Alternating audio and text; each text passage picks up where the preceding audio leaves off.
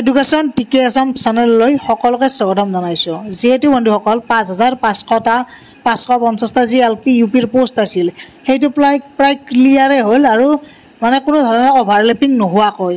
আৰু এতিয়া আমাৰ বাকী আছে 4,500 পোষ্ট আছিল চাগে, সেইখিনি পোষ্টৰ বাকী আছে। গতিকে সেইখিনি পোষ্ট আপোনালোকৰ ভেৰিফিকেশ্যন প্ৰক্ৰিয়া অতি শীঘ্ৰে চলিব, কাৰণ নৱেম্বৰ মাহৰ পিছত ডিচেম্বৰত হয়তো ভেৰিফিকেশ্যন প্ৰক্ৰিয়া চলিব।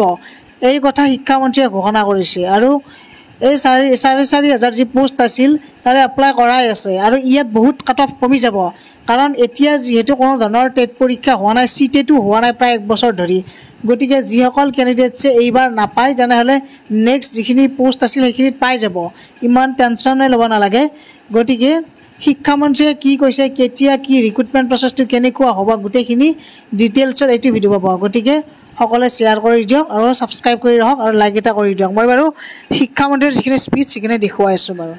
কাৰণে সময়টো সলনি হৈ আছে, কিন্তু বেছি দেৰিও নহয়। আমি মাননীয় মুখ্যমন্ত্ৰীৰ পৰা এটা তাৰিখ বিচাৰিছোঁ, সেই তাৰিখত খুব সোনকালে আমি এপইণ্টমেণ্টবিলাক দিয়াৰ পাছত আমাৰ আৰু এটা অনুশীলন বাকী থাকিব, সেইটো হ'ল পষ্টিং। আমি ভেকেঞ্চি চাই আৰু ইতিমধ্যে ট্ৰান্সফাৰ, ৰেচনেলাইজেশ্যন ইত্যাদিৰ কাৰণে ভেকেঞ্চি পজিশ্যনবিলাকো সলনি হৈছে।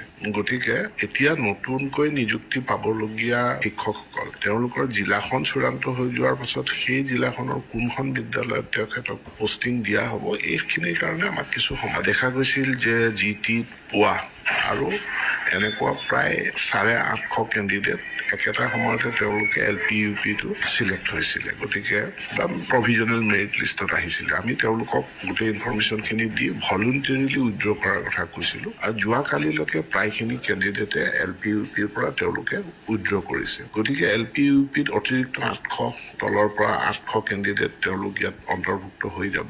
4,500 পদৰ বিপৰীতে আবেদন গ্ৰহণৰ প্ৰক্ৰিয়া সম্পূৰ্ণ কৰি থোৱা আছে। তেওঁলোকৰ ডকুমেণ্ট ভেৰিফিকেশ্যনৰ প্ৰক্ৰিয়া আৰম্ভ কৰিব লাগে। ইয়াতো যিহেতু একেজন কেণ্ডিডেটে 5,500টো আবেদন কৰিছে, 4,500টো আবেদন কৰিছে, গতিকে গ্ৰেজুৱেট টিচাৰৰ প্ৰক্ৰিয়া সম্পূৰ্ণ কৰাৰ পাছত আমি